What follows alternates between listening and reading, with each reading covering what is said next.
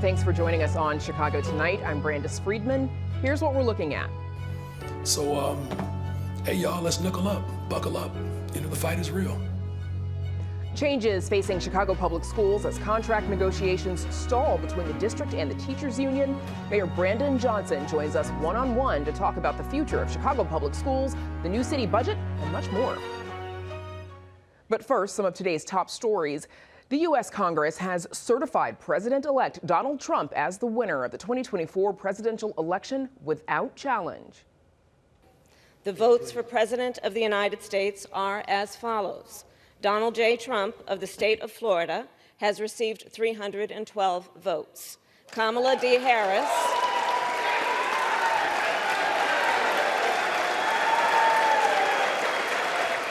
Trump's opponent in the race, of course, Vice President Kamala Harris, presided over today's proceedings in her role as president of the Senate, with House Speaker Mike Johnson right behind her. Lawmakers met under heavy security and a snowstorm in Washington, D.C. to read the electoral results from the states.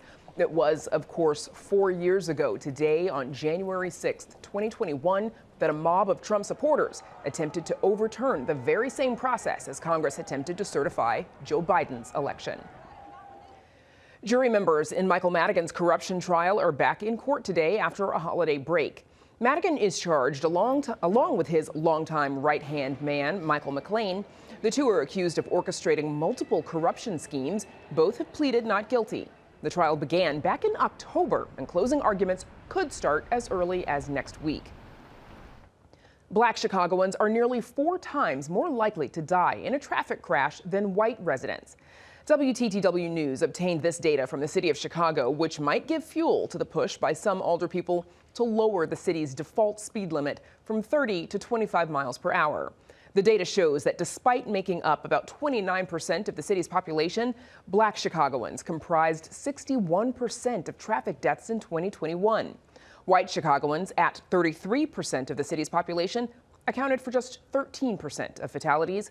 The same data shows people over 70 years old are 1.7 times as likely to die as those ages 20 to 69.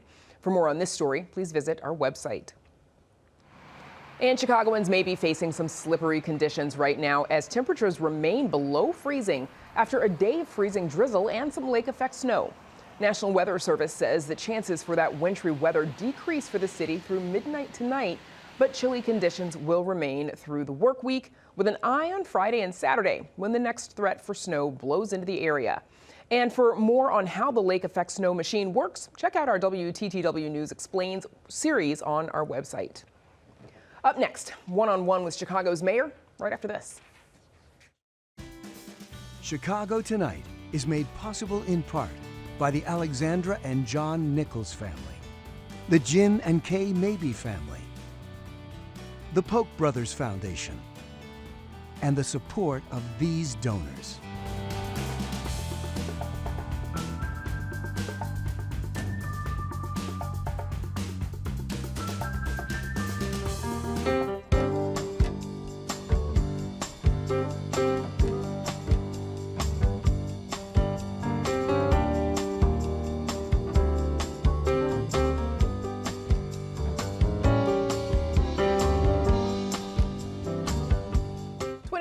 Came to a close with a flurry of major headlines. Chicago Public Schools CEO Pedro Martinez was fired following a months-long standoff with the mayor. Meanwhile, the Chicago Teachers Union and CPS remain at odds over a new contract, and the city budget stalled and then narrowly passed just weeks before a government shutdown. That did not happen. Here to talk about all that and more is Mayor Brandon Johnson. Happy New Year. Welcome back. Thanks for joining us. Happy New Year. Thanks for having me, Brandis. The Friday night before Christmas, that was when the newly appointed members of the Chicago Board of Education voted to terminate CPS CEO Pedro Martinez. Was that the right move? Well, look, I've made it very clear from the very beginning that the people of Chicago trust me to ensure that every single child across the city of Chicago has a high quality education. As a parent, as a former public school teacher, I know exactly what parents are wishing for in this moment. I know the needs of teachers in this moment. And the Board of Education is carrying out my vision to ensure that no matter where you live in the city of Chicago, that you have class sizes that are small, that there are libraries and librarians in every single school, social workers, counselors, psychiatrists, psychologists. These are the expectations and the hopes of parents. These are the expectations and hopes of our educators. And that's what's most important in this moment. It sounds then like it is your belief that with the removal of CEO Martinez, that gets you closer to meeting out the vision that you have for CPS. Well, this is not about one individual. This is about the expansion of democracy. You know, I'm the first mayor in the history of Chicago to actually keep to my word and advocating for an elected representative school board. This is something that I fought for as an organizer, as an educator, as a parent, as a county commissioner, and now as mayor of the city of Chicago. The Board of Education, which I have the incredible responsibility to appoint to make sure that they exemplify the interest of families from the north side to the southeast side and everywhere else in between, that ensuring that the city of Chicago has a high quality, fully functional, operational public neighborhood schools, that is what's most important. That's what I was elected to do, and that's what I will continue to fight for. So before the vote, the board heard from many public speakers, some of them who protested firing Martinez. Here's a bit of that. I'm glad to be able to speak briefly tonight, despite the most unusual and frankly inappropriate timing called for a public meeting for CPS families. As an elected official and a parent of CPS students, I want to express my support for the work of CPS CEO Pedro Martinez. If you don't know him, I'll tell you, he's definitely boots on the ground. If you're really sincere about your position and being a true servant, instead of putting this vote off if you have to, and get to know him for yourself. Let's be honest. No amount of rationalization can lead to the conclusion that you are doing the right thing today. Politics aside, there is still a difference between right and wrong. You're not just firing a CEO. You are intentionally clearing a way to saddle taxpayers with billions in costs, and a district and yourselves personally with costly litigation. Mayor, is it expanding democracy if this board took the action that it did rather than wait until that newly elected board was in place, which happens just next week? Yeah, the urgency to transform our public schools is now. Look, the city of Chicago under my administration is leading the way. We released the largest amount of TIF dollars surplus back into our school district. We have called for a real robust moment to ensure that every single child has a high quality education. This is not about one individual. If this was about one individual or somehow they could magically transform the school district, that flies in the face of what true democracy stands for. I was duly elected as a parent, as a public school teacher, to fight for the interest of people across this city, and I am going to do that. Here's what we're facing right now. We're facing an administration that is coming in at the federal level, President number 47, who has made it very clear that he has disdain towards public education, someone who doesn't even believe that the department should exist. The public schools in the city of Chicago have been underfunded, particularly on the west and south sides of the city of Chicago. We have fired teachers, we have laid people off, forced furloughs, where the interests of corporations have been put at the behest of families. Not under my leadership. We are leading the way to transform our school district, and I will continue to do that. You've mentioned transform the school district, transformative education multiple times. What does that mean specifically? What would you like to see done? What previous leaders like Janice Jackson, was she not a transformative leadership? What would you like to see? Brandon, this is not about one individual. This is about the sustainable community schools that I've fought for as an organizer. We're going to expand those opportunities. This is about ensuring that every single child in our school district has libraries and librarians. This is about creating real security for the people who actually do the job. Look, I've been a public school teacher. I know what it's like to teach 7th and 8th graders, and you want what's best for your students, but you don't have the resources. I know what it's like to look into the faces of families who want more for their children. And so we're not going to allow anyone's political ambition to determine the outcomes of our children's success. I was duly elected to fight and to transform this school district, and that's just what I'm going to do. So despite his dismissal, Pedro Martinez will remain in his position for the next 6 months per his contract. Will you encourage your allies on the school board, who, as we mentioned, will be seated next week, January 15th, to appoint a co-CEO to work with him? Really, this is about the direction of our public schools. This is about a duly elected as well as appointed school board that will carry out my vision to transform our school districts. The city of Chicago is leading the way as we expand sustainable community schools where families will have the ability to control the outcomes of their children's success. This is not about one individual. Of course not. This is about the Do you think 325,000 Pedro Martinez families. needs someone to do this job along with him? Well, in the again, meantime, until he leaves. we have a school board, right? It is their responsibility to make sure that they are carrying out my vision. And that's what I fully expect that school board to do. Chicago Teachers Union and the district have so far failed to reach a new contract agreement. CTU President Stacey Davis Gates says that negotiations or that progress is being stalled because Pedro Martinez went to court to get that order to ensure that he has the authority to run those negotiations, not the board members. What do you see? What's holding up the deal? Well, look, here's what's important, that this contract has an opportunity to speak to the values that the people want to see carried out in our school districts. We are fighting to ensure that we have smaller class sizes. That's something that as a parent and as a teacher that we all agree upon. We're fighting to ensure that there are social workers and counselors in all of our schools. That's something that parents and teachers agree upon. We're fighting to ensure that we have a well-rounded curriculum that gives young people the opportunity to study foreign languages, extracurricular activities, so that students after school can participate in sports activities. We have schools right now in the city of Chicago where their students do not have a bus to get them to their activity. Transportation, bilingual education, special education, these are the demands that parents have across the city. And so I'm going to work hard to ensure that those demands are realized. You got to pay for those demands. Yes. How are you going to do that? It's worth the investment, right? You have to pay for everything, Brandis, right? You have to figure out how to pay for it. You really have to do is because, listen, for too long, we've tried to nickel and dime our education system, right? And that didn't work when previous administrations closed schools because they said that that was going to be a financial decision that allowed for better equity in our school district. Turns out that that was wrong. When they took raises from teachers, when they privatized our schools, they said that that was going to actually fix our financial woes. None of it has worked. That's why I fought hard for evidence-based funding, where schools can be funded based upon needs and not on a per-pupil basis. That has never happened. I fought to ensure that that became a reality because as a parent, I want what I want for my children, I want for every single child across the city. And I will stop at nothing when it comes to ensuring that every single child, black, brown, white, Asian, north side, west side, southeast side, wherever you are in this school district, you deserve a high quality education. And the city of Chicago, we are leading the way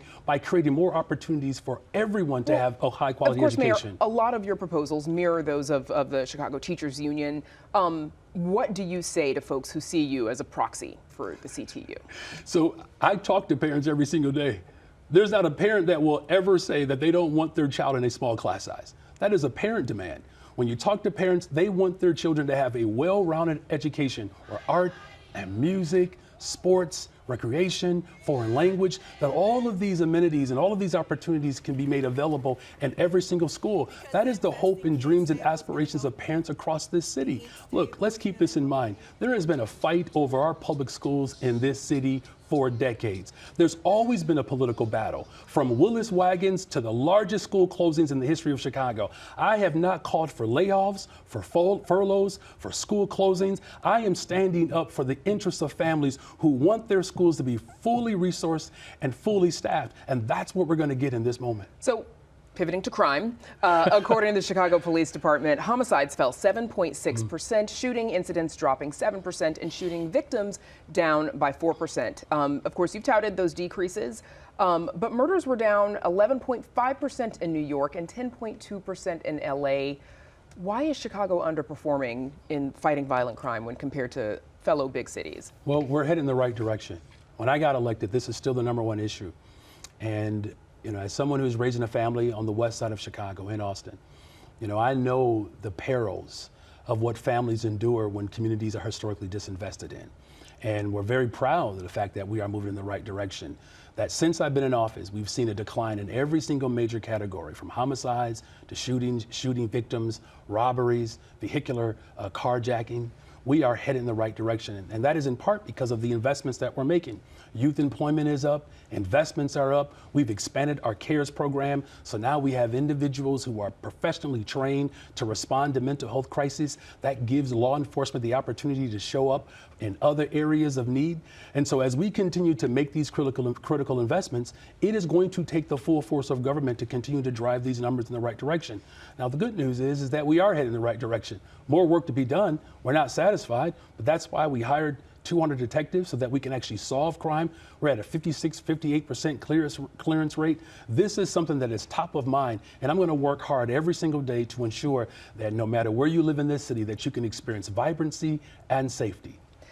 Federal judge presiding over the consent decree, which of course requires CPD to change the way it trains, supervises, disciplines police officers, has now twice warned the city, though, that it needs to pick up the pace as it works to comply with the requirements of the consent decree.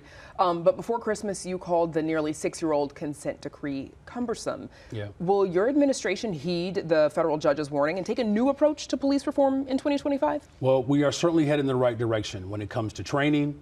Our officers are getting the specialized training that's needed in order to repair and to build relationships within the community. Our supervision continues to get stronger.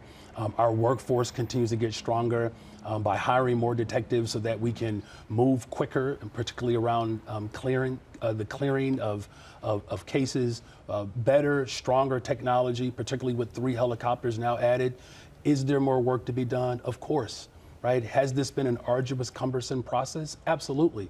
Are we moving with expediency to ensure that we are meeting the expectations and the demands that have been laid out in this consent decree? Absolutely. Do you believe that you're moving, though, as expediently as you could be? I think at last check, the department was only 9% fully compliant with the paragraphs of the consent decree. What could you do? What can your department do to hasten that process? It's been 6 years. Well, look, 19 months for me, right? So yes, this process is cumbersome. But as you can see, within the last 18 months, 19 months of my administration, you have seen the gradual growth because I have ensured that our police department is paying special attention, particularly to training. This is where we can pick up, the pace, where we are expanding leadership opportunities so that we have stronger supervision, but again, making sure that we have more detectives so that we're actually clearing cases. The 3 helicopters, that, of course, that we have now, adding additional technology. But really what it's going to come down to is our rank and file police officers restoring and building community relationships. That's really what this is all about. We wouldn't be under this consent decree if previous administrations didn't work to keep communities from actually building trust with law enforcement. I'm very grateful that my superintendent that I appointed, Superintendent Larry Snelling, is very comfortable and confident about restoring trust within our communities to ensure that this consent decree is not just something that we comply to, but we actually transform our police district and our police department, and that's what we're doing. Pivoting to the city budget, which narrowly passed on a 27-23 vote last month, just 18 days before the deadline.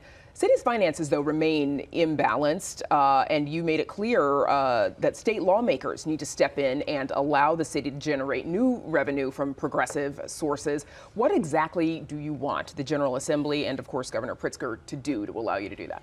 Well, first of all, let's talk about what's in this budget, right? 29,000 young people will have opportunities for summer jobs. That's 14 to 24. Some of these young people are heads of households, particularly those who are over the age of 18. That is the largest number of opportunities for employment that have been provided for paid opportunities for young people. Again, we expanded our CARE program, right? Crisis assistance, response, engagement. This is critical in our budget, right? Expanding behavioral and mental health support services. We're also building more affordable homes and creating pathways to home ownership. There's a down payment assistance there for people. We provided more resources for flood victims. And of course, through community safety, $100 million more for community safety. This is important. As far as what the state can do, listen, we all share the same values throughout the state of Illinois around making sure that working people have opportunities for good paying jobs.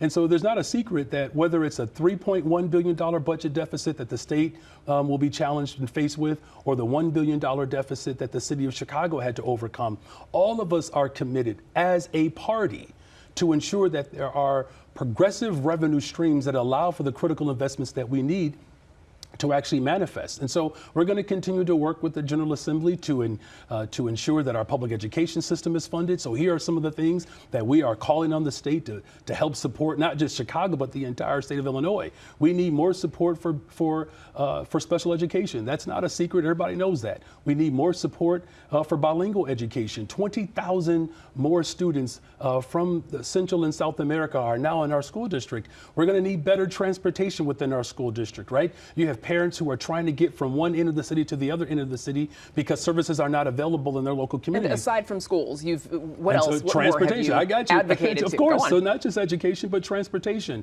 Look, we are working collaboratively and we are in constant conversations with the state of Illinois, with the governor's team, with the leadership in Springfield around how we can better fund our transportation system. Are we moving in the right direction? Absolutely. Has the state stepped up to fund these critical services to the best of their strength and their ability?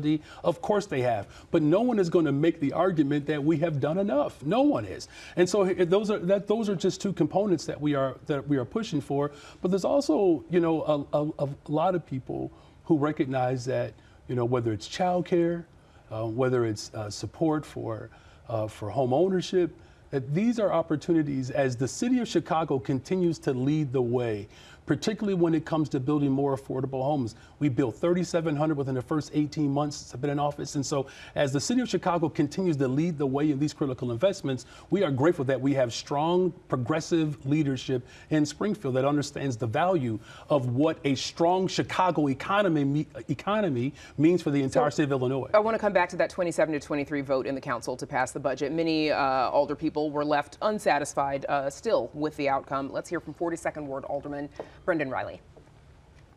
The way that the administration, your administration, Mr. President, has achieved these savings is through reconfiguring your savings projections and recalculating revenue projections and using deferred payments to push off obligations due today. And those gimmicks, that blend of gimmicks, guarantees us the need for a massive property tax increase next year. And it's not going to be $68.5 million, folks. Just watch. It's going to be big. So next budget season starts right after you finish this budget season. How will you approach this process differently next year? Well, we're going to continue to grow on this process. Look, my administration has led the way in the most expansive collaborative approach that the city has ever experienced, right? We had several alders who were part of the early process as budgeteers to provide feedback. We had community meetings all over the city of Chicago receiving impact as well as the hopes and aspirations of everyday people. But look, here's what it comes down to. The city of Chicago has led the way when it comes to investments in affordable housing, when it comes to transforming our community safety approach, the largest number of youth employment in the history of Chicago in terms of paid positions. We continue to grow our economy. Look, $20 billion of new investments in the city of Chicago. Psi Quantum on the southeast side of Chicago, we fought for that. The 1901 Mayor, project on the west side of Chicago, billions of dollars of new investment in the city of Chicago. Some of the same alders who are making these critiques were the same alders that voted not to pay the pension. We've actually provided structural shifts to our budget to ensure that we are meeting our obligations. I think it's quite frankly disingenuous for people to stand up and criticize this process while they voted to sell off the parking meters, while they voted to sell off the Skyway. They came with no ideas, no solutions, and then now, of course, they have a critique about this administration and my administration as we lead the way. Look, I'll say it like this. It is tough for people to accept that I am leading the way to transform our economy. And I'm going to continue to work with every single alder to ensure that the city of Chicago continues to lead the way in healthcare and jobs, and when it comes to affordable homes, when it comes to community safety. Also in cannabis, because lawmakers in Springfield we've got a minute left and I want to get to this, considering legislation to regulate the sale of intoxicating hemp-derived products, many parts of which you and the governor have not seen eye to eye on. Why are you two not on the same page Look, on this? we do agree that there needs to be more regulation around hemp. Like, we're very clear about that. What we want to make sure is that we're at the table where we can have a real substantive conversation around taxation. Look, home rule authority is something that every single municipality around this state wants to adhere to, right? Because we have to be able to generate revenue from products, right, that are legal. Of course, we want to make sure that we regulate every single industry. As a father, as someone who taught in our public schools, of course, I want to make sure that we have products that are safe, but we also have to be at the table so that we can have a real robust collaborative response to this particular issue. 30 seconds, Mayor. Today, Congress certified the election of President Donald J. Trump. What do you say to Chicagoans who are worried about mass deportations or facing federal funding? Well, losing federal funding? Listen, between the governor, myself, board president, Preckwinkle, and all of the stakeholders, we're going to work hard to protect working people in this city. And look, the city of Chicago, we're off to a great start in 2025. The Bears are undefeated in 2025. So I'm very optimistic and hopeful that we can build a better, stronger, safer society. And as Chicago continues to lead the way, we're going to work with all of our partners to ensure that the people of Chicago are protected and fully supported. All right, next time, we'll talk more about the Bears. Mayor Brandon Johnson, thank you so much for joining us. You're welcome. Thank you for having me. And that is our show for this Monday night. Be sure to stay connected with us by signing up for our free email newsletter, The Daily Chicagoan, at WTTW.com/newsletter. And join us tomorrow night at 5:30 and 10. Now, for all of us here at Chicago Tonight, I'm Brandis Friedman. Thank you for watching. Stay healthy and safe, and have a good night.